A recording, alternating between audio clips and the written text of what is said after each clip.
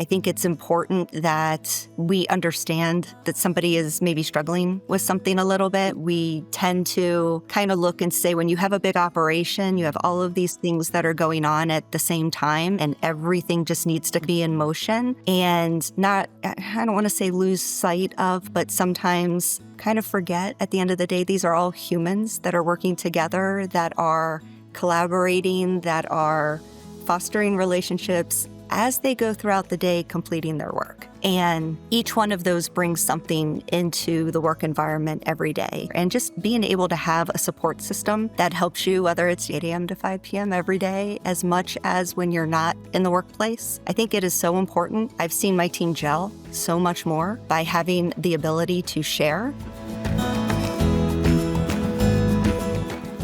Welcome to the show, Katrina. It's so nice to have you here. I've been looking forward to this conversation. Well, hi, Laura. Thank you. Thanks for having me. You're welcome. So I want to jump right into it for our audience. Katrina has led large teams, very large teams. In fact, how large is your team now? My broader team is about 200 plus. When you pull in our counseling organization, it's 1,000 plus. And you're also at one of the top 3 brokerage firms in the world. So no pressure. And being that you are a mental health advocate yourself, how do you foster that among such a large team? Or how do you model it, or both? Basically, what it is that you're trying to do is just be honest with the team that you work with. It's being open, it's being communicative, it's being transparent, it's sharing things that you go through so that your team knows that it's okay that they can share things that they go through. And I really think that's the point in time where you find collaboration meets its finest point, which is when you have individuals at an organization that feel that they can trust each other, that feel that they have the capability of opening up about themselves, about expressing themselves, and knowing that somebody else has their back and knowing that someone else is going to advocate for them. So what you're saying is that openness and that communication are key. You almost described a family system in a way. In a way it is. And that gets a little rote, right? It gets a little like, oh, we operate like a family here. But I think there's a lot of elements and aspects of a family relationship that come into play when you're at the workplace, right? These are individuals that you are working with all the time, every day. And I mean that. Sometimes Saturdays and Sundays come into play, evenings come into play, early mornings come into play. These are individuals that you spend a tremendous amount of your time with, and they are giving a tremendous amount of their time to you. And so really making sure that you have each other's backs, that you have the ability to be open and honest with each other is really important and critical. And how open are you as a leader with your team? What level of vulnerability do you feel is appropriate?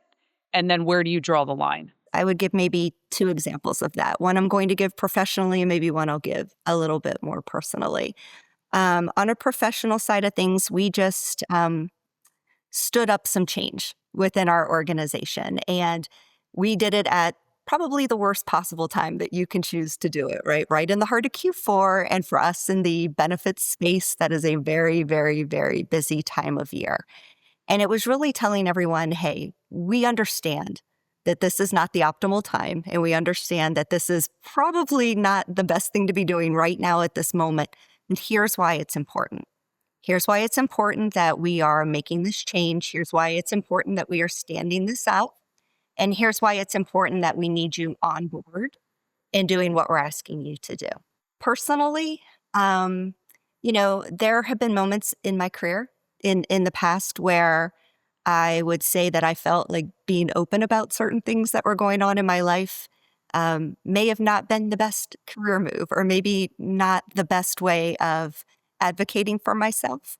And I would say over the years, one of the things that I've learned is if you're truly going to foster that personal relationship with individuals that you're working with, sometimes your being open enables them to feel comfortable enough to be open. And it's not a bad career move to open yourself up and say, hey, I'm dealing with this. I'm dealing with this in my life and I'm getting through it. And, how are you doing? How are you doing personally? You know, anything that you want to talk about with me. And I found the more open that I am, the more open other people are with me. And we find those common threads, those things that maybe both of our families are dealing with, or both of us are dealing with as individuals. And we have something that we can help each other with as we go through the months, the years ahead. And I find that always finds a way of coming back and proving to be very valuable. There's always someone there that is there to help you when you're on the days that you're struggling with something. Yeah, I find it so interesting because you labeled that example as a personal example, but it also was so applicable to the professional side because you're bringing leadership in that distinct way into the workforce because you are comfortable being open and honest. You're then empowering the people who work with you and for you to be open and honest. And we talk about the term transformational leadership, which you and I have talked about in the past. And I actually looked up the definition. I wanted to know the textbook definition of it.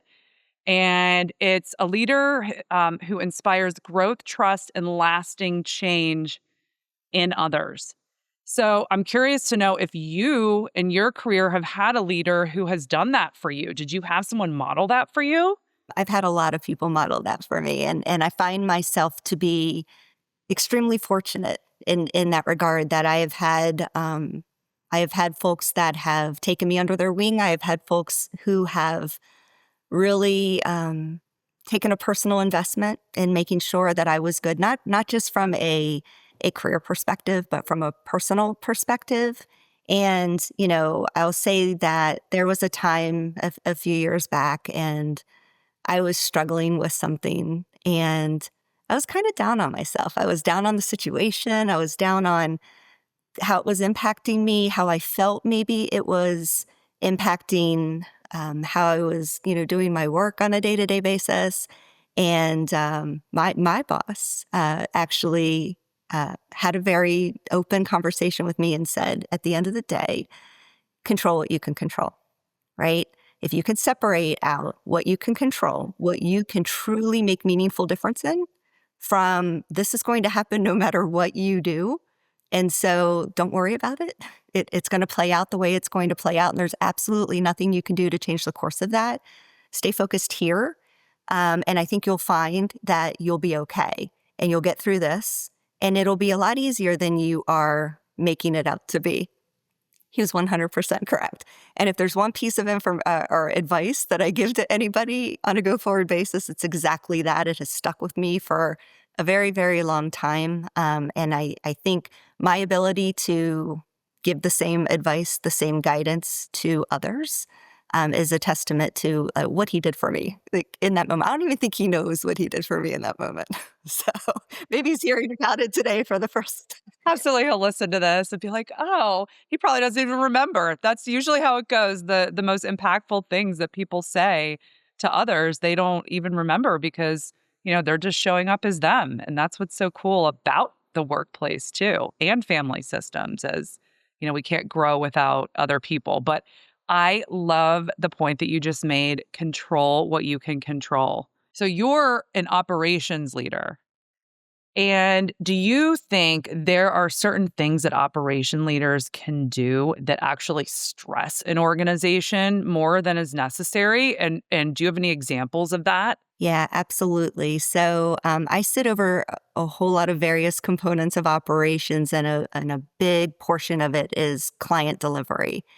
And so if you think about, at the end of the day, these are individuals who have been tasked with making sure that our clients' expectations are being met, fully, wholly, and that everything is going smoothly from A to Z, right? And when you're working with a lot of people and humans, everything does not perfectly go the right way each and every single time and every step of the way.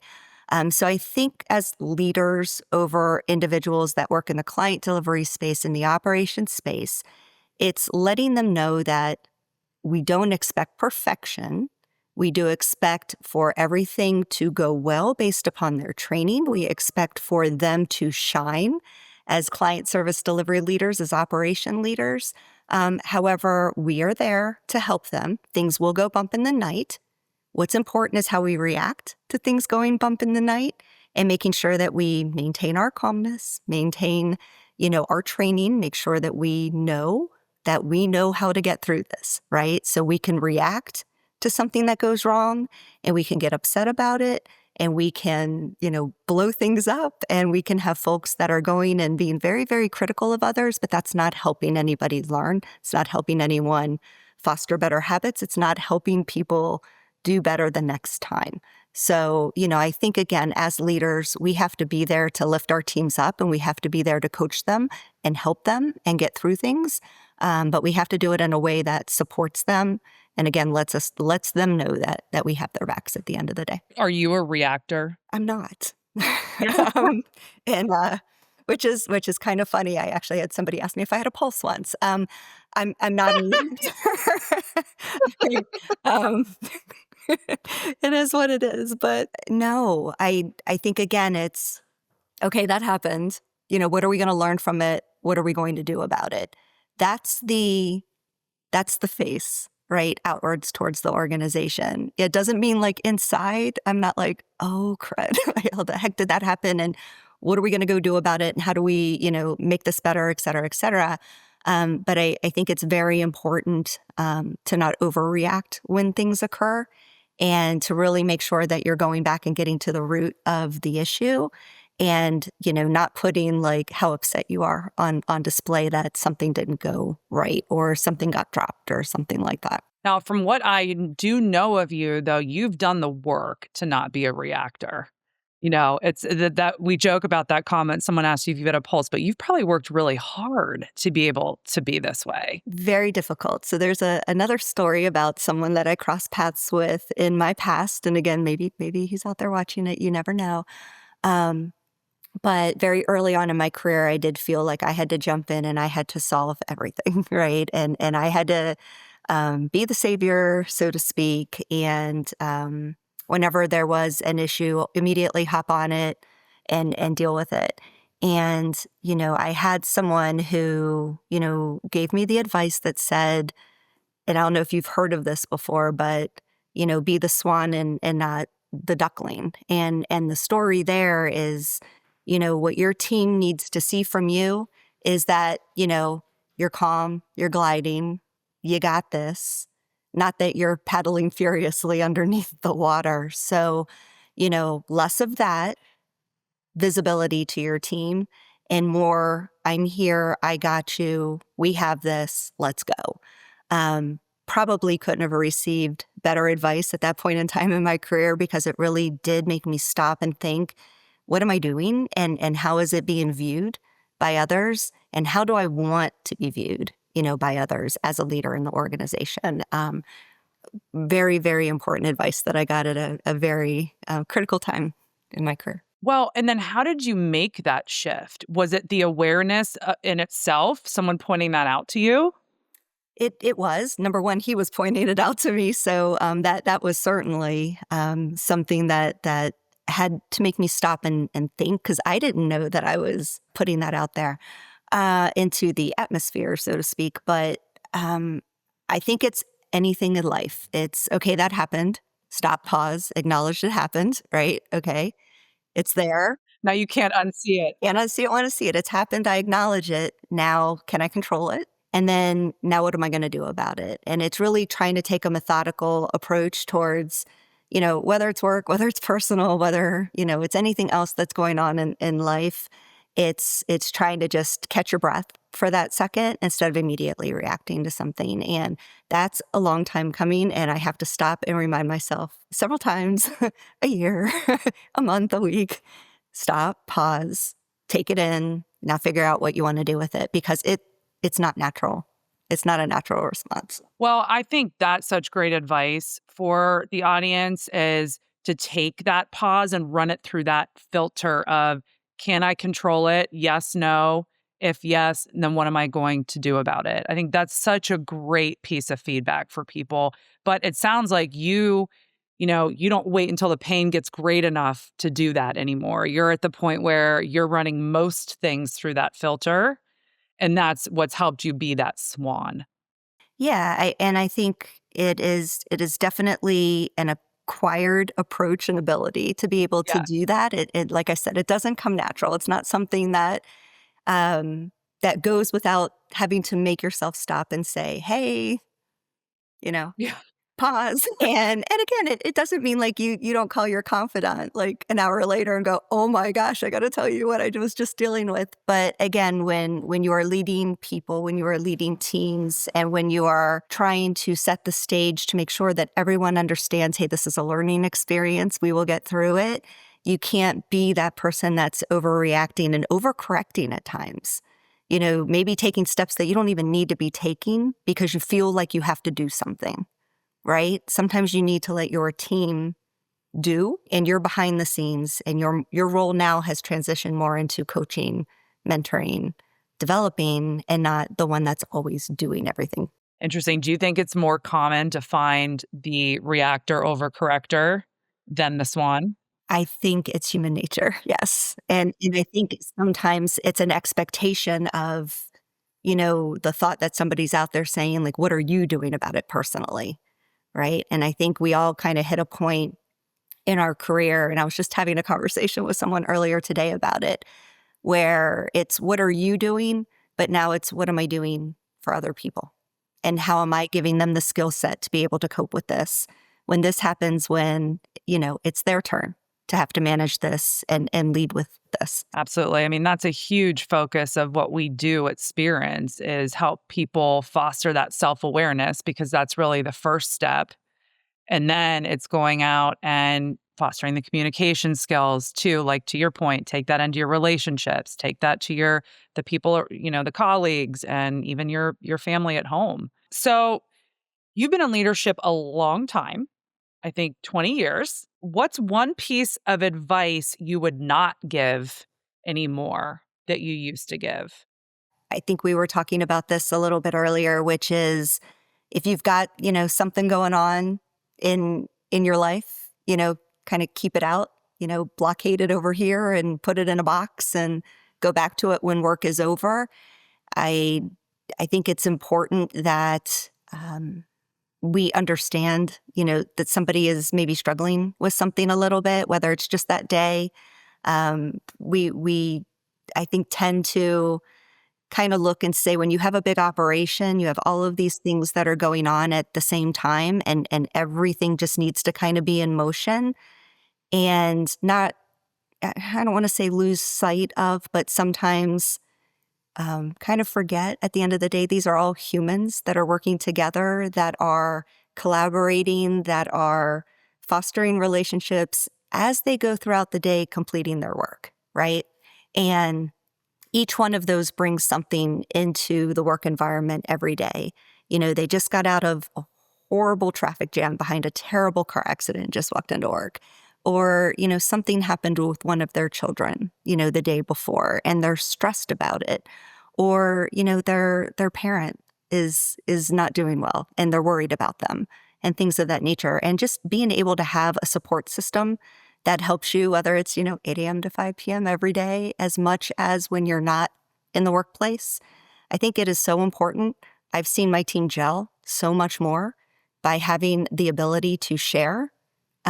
I feel so much more supported in the workplace by knowing now that I can share things about myself without being judged, and that my team can come to me and share things about themselves, their families, their friends, and not feel judged. So I think it's critical. Mental health challenges make up 10% of workplace healthcare costs and lead to billions in lost productivity each year.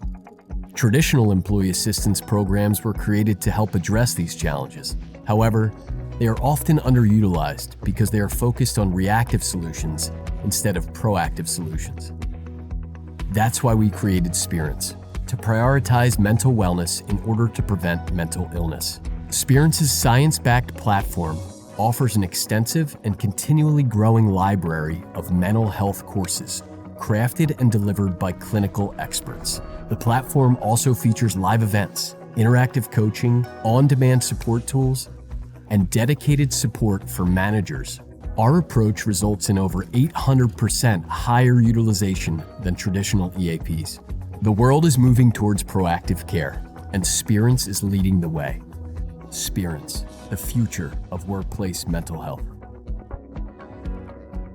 Do you designate time and space for that sharing, or how have you built that infrastructure within your culture? Is it just, like we were saying, the transformational leadership kind of trickles down, they feel empowered to be themselves, and in an average conversation before you get started with work, you're sharing personal things, or do you also foster that in other ways? So I'll answer that two ways. One, I think our organization, our business practice, we're very communicative. We want to try to give information to our colleagues as often as we can, monthly newsletters, town halls, just making sure that we're sharing kind of what's going on and what their role is in that. For me personally, and this is probably counter maybe to what some other people may say, I don't set aside like 15 minutes a day and I'm going to drop a line to someone and check in on them today. I think it's a lot more kind of spur of the moment. Like I'm sitting there and I'm thinking, oh, haven't talked to so-and-so in a while. Let me just connect with them and see how they're doing. Or I know so-and-so had applied for a role. I wonder how it's going for them, how the interview process is, how they're finding it. Let me check in with them. It's a little more dynamic than it is planned. I'm not a big believer in set aside 10 minutes every day and use that to connect with someone. It's just not me. So I think it's just more woven into the day-to-day in terms of just when my head goes, hey, and jotting down a note and saying, hey, I want to remember to go connect with that individual, and just, doing it when I get a few free minutes and feel like we can connect together for a few minutes and talk. Yeah, I definitely relate to that authenticity piece. But I think the thoughtfulness of that approach needs to be highlighted, because what I hear you saying is that thoughtfulness goes a long way. And that's not a quality that you hear spoken often in the workplace. Thoughtfulness. Yeah. We have some, you and I've spoken about it. We have some very unique individuals in the business practice that I work with, and some individuals with just nose to the grindstone when it comes to getting their work done, but very, very, very big hearts, and individuals that are very open. And I think, you take a little bit from each person and say, I want to emulate, this, and I want to emulate that, and try to find ways to kind of weave it into who you are and how you interact with others. And I'm learning from, my team every day. So we talked in the beginning, we mentioned change, because change can be a point in time in an organization when you can really see the health of the culture, because big feelings come out, and, they come out with big stressors. What's one common mistake that you see other leaders making during times of change that you're like, no, like this is only going to make things worse? Oh boy, that's a great question, because I was just listening to your last podcast this morning. Oh yeah, with Um, Matt, I know. Yeah. Change. And I have to say, I'm going to echo, probably what he said, and that is moving change forward too quickly. And, whenever there's change, there's a reason for the change. There's a reason behind it. There's a reason for the speed behind it. There's, tremendous, sometimes pressure, from above, from outside to make the change, whether it's to remain competitive, whether it's to, bring efficiency, whatever it may be. You're working within an organization, and everybody's speed and pace of change is different. And it's different because it raises questions on anyone, right? How's this going to impact me? How is this going to impact who I work with? How's this going to impact what I do on a day-to-day basis? And you have to have answers, for those questions. And if you can't answer those questions because you're moving ahead so quickly to get to the achieved result, but you haven't really thought about the impact that it brings to those who need to be on board. They've got to be on board for this to be successful. You have to be able to answer their questions. It's critical to answer their questions. They may not love the answers to the questions, but you need to be transparent with them, and you need to be able to tell them, here's how this change will affect you. and here's how we're going to work with you on that. I think when you can't answer those questions and you try to pull an organization along with that change, it's never usually a really great outcome. Either the change doesn't work, or you got to go back almost like a phase 2 and come back behind yourself and do a lot of work to get that change to stick. Yeah, to your point, we talk about that a lot on the show, communication, and how so many people run from what they feel are challenging conversations, complex conversations, or even repetitive conversations. Like you were mentioning in the last podcast, we talked a lot about, Matt mentioned the repetition and how important that is in organizational messaging, that it does feel like almost to an exhaustive degree.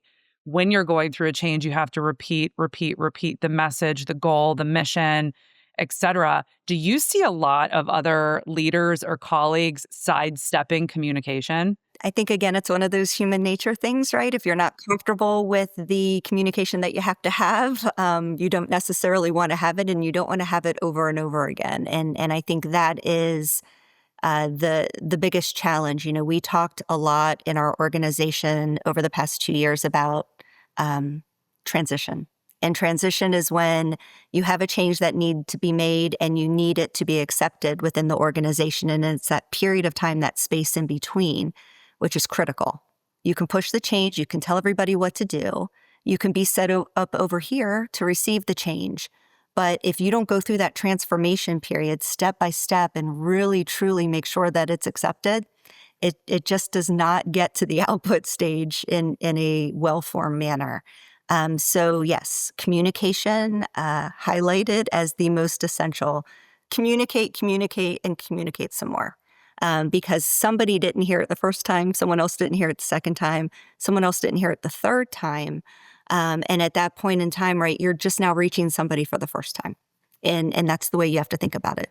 Yeah. Now, with that level of communication, though, and I'm only saying this because I can relate, it then gets hard because we all, a lot of us have families, or you have a home life. You have people outside of the workplace that you're also communicating with. And that can get really exhausting. So how do you balance that? How do you make time for you to where you're not communicating and you're with yourself or whatever it is that makes you feel balanced? Yeah, I think it's a great point, right? We talk so much about all the work that we're doing here at the workplace.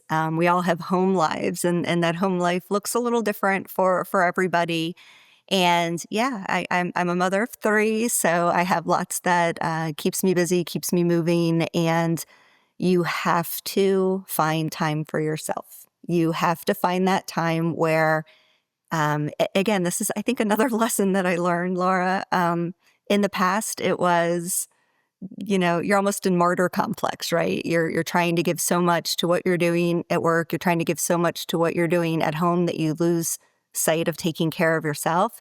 And that age-old adage, right? You can't take care of someone else unless you're taking care of yourself. So it's finding time to say, I just need some time, whether it's a long walk, whether it's, going and getting a massage, like my guilty pleasure. It's like something that you have to do for yourself every once in a while. Just say, like, this hour's all about me. And I think it's really, really important that you have that ability to reboot, because before you know it, somebody's like walking past your door, or somebody's coming down the stairs at home with something else that you need to try to resolve or talk Yes. about or communicate about. And if you can't clear that headspace, inside yourself, then you can't be there for them. And so it's critical. Okay, so let's say you have a direct report and you're watching it happen. You can tell they are just on the train, 1,000 miles a minute, not taking PTO, not pausing. How do you handle that? Do you have a conversation with them, or do you just watch and wait and then you're there to support when the Yeah. crash inevitably happens? Yeah, I think a couple things there. One, it's having a conversation about awareness. Again, like, are they even aware, that they're just overburdened at the moment? But I can tell you that there have been times in my past where I've had conversations with individuals and said, you know what, we got you. go home, go take a day, just rest. We need you for the long haul. If you keep going at this speed, it's not going to be good for you. We got you for the next couple of days. When you come back, jump right back in, as if nothing ever happened. Just pretend it was planned PTO all along. But you need a little time, and we want to give it to you. And I think it's important. I've had folks that have done that for me in the past. Like, go take a day, go take a day, and it's empowering when you can, I think, allow yourself to recognize, like, I really did need that day. And I'm better off, and my team's better off for it. Yeah. And then you also modeling that. I know that's something that you are very open about, with your team, that you take the time that you need when you need it. And, it's balance is important to you. And back to that transformational leadership style, they see you taking care of yourself, being balanced, still crushing it at work, still getting everything done. And it's like a blueprint for them of how to do it. Yes. And you have to walk the walk. So I took a few days off last year, and I did not take my laptop. And honestly, I think that was the first time I've ever not taken my laptop somewhere. So yes, you have to talk the talk. If you're telling everyone else, unplug, take a few days, go relax, go have fun, go enjoy yourself, you have to do it too. And so there's a time and a place for everything. But I think if you can, pick that space where you say, like, I truly am unplugging, and you communicate to everyone, I am unplugging, I'll be back when I'm back. You got this. You're good. You have to do it, because if you don't do it, then guess what? The individuals that work with you, they're not going to do it either. And that's not healthy for them. So Totally. It's also accountability when you communicate to them that you're doing it. Because then if you were to check in, they're like, excuse me, Katrina, you're supposed to not be no, on your laptop. it's very true. It's very true. And I with my team all the time, like, take time off. I'm like, why am I getting emails from you? Stop sending me emails. I don't want to see your name. Go take some time off. Yeah. Totally. I see that all the time too. That I think it's even more challenging today with technology, because it's a time investment on the front end for people to create that space for the time off. You're turning off your email, you're leaving your phone, but you want your phone because you're on vacation, you want to take photos. So how do I have my phone but not check emails? Yes, it's all integrated in the same thing. It's It difficult. Yes. it really is. That's why when you said massage is your guilty pleasure, I just I want to highlight that, because having things that shut down your mind to where you just can't have technology and it's quiet and you're just with yourself. I hear so many leaders say that that's really what does it for them. Yeah, you have to take your phone, you have to put it in a locker, you can't take it into the room with you, and it truly is an hour that's just you. It's just you to just, kind of zone out for a little bit and kind of forget about what's going on out there in the world for a few minutes. So I want to end with a quick fire segment, if you're up for it. Let's go. Okay, so these are just quick, rapid questions, whatever comes to mind.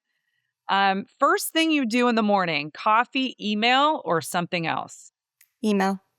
Horrible answer. Email. I think that would be all of our answer, Katrina. Oh, goodness. I know. Oh, goodness. One habit that keeps you grounded during busy weeks? Very long walks. I take them every week, multiple times a week. And if I don't feel right. I feel a little off kilter.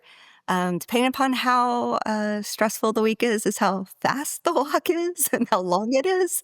But it's my form of exercise. It's the way I get out, and it needs to be outside. I'd say it's every day, but it's weather dependent. But it's getting outside, seeing the grass, seeing the sky, and just again getting some physical activity and just kind of taking that to think about some things. No matter whether it's work, whether it's personal, what have you, but it's something that I made into a habit about, I would say maybe 5-6 years ago. And I feel off if I go a week and I haven't, been outside taking a nice long walk in that time period. Okay, best piece of leadership advice you've ever received? Lead authentically. Just be yourself and be okay with that. Don't try to be someone that you're not. Just Go out, be transparent. And I think, what I've been told and what leadership advice was shared with me, that as long as you're yourself, not everybody is going to agree with how you go about, leading, or may, have a different view of leadership, but this is your view of leadership. So own your view of leadership. And as long as you have that authenticity behind it, that's the best that you can do. Love that, Katrina.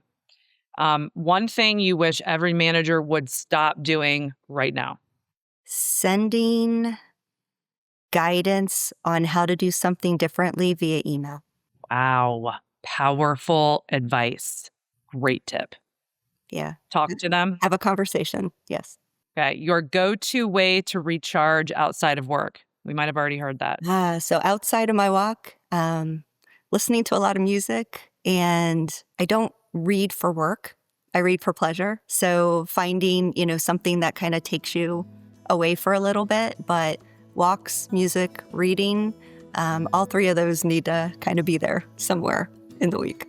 Thank you so much for being here, Katrina. It was wonderful to have you on as a guest. The conversation was everything I hoped it would be and more. And hopefully our audience has taken away some of your mastery in that transformational leadership style that you do so well. So thank you for your time and see you soon. Well, thank you, Laura. I really enjoyed being here with you.